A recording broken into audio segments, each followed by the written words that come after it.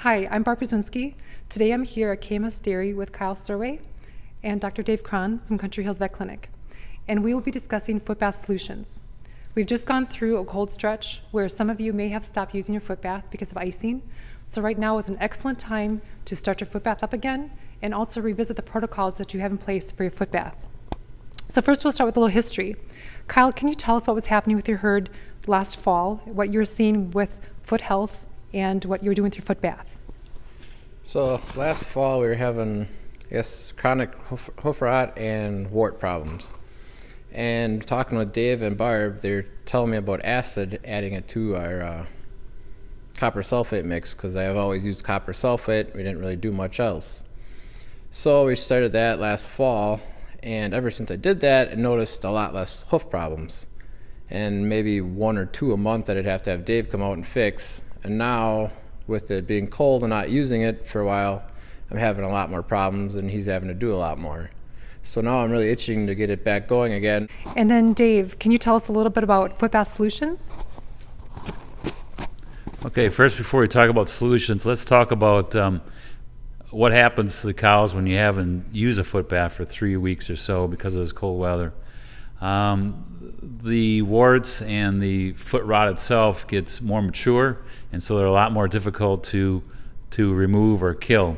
So we got to make sure we develop a system where we're using a foot bath at least 3 to 5 times a week, and so we can get ahead of this, the warts and the foot rot. The foot rot part of it is a bacteria which is easily killed by a lot of solutions. But the wart itself is a spirochete, and that is the one that's more difficult to kill, especially when they've developed and matured over a 3-week period of time. So with copper sulfate, we are going to have to be super aggressive in order to get rid of the warts part of it. There are other products out there that have a combination of copper sulfate and formaldehyde together.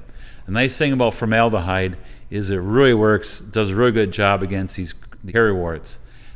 So if we don't use a solution like that, and then we just got to be a little more aggressive with the copper sulfate.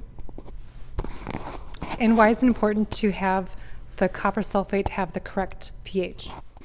So copper sulfate, when it gets a real low pH, gets ionized and becomes more effective or more active. And so we need to make sure we get enough acid in there in order to get the pH to around 2.0. We can't add too much acid, otherwise it could actually damage the feet with the acid.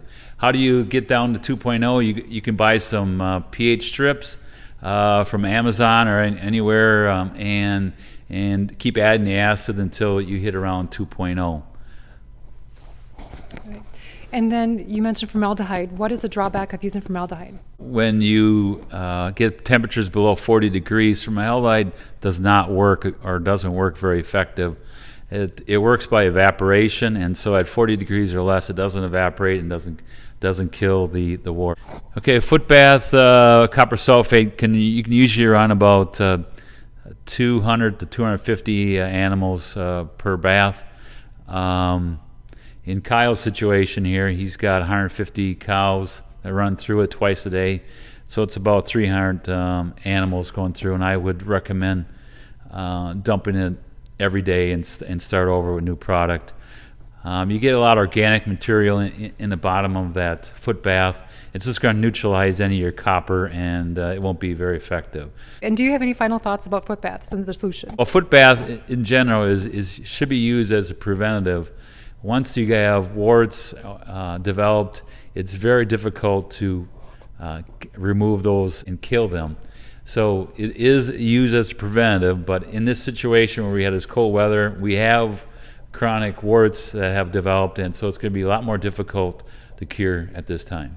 If you're having trouble with your foot health and you want to you can feel free to discuss it with your CP nutritionist or your veterinarian.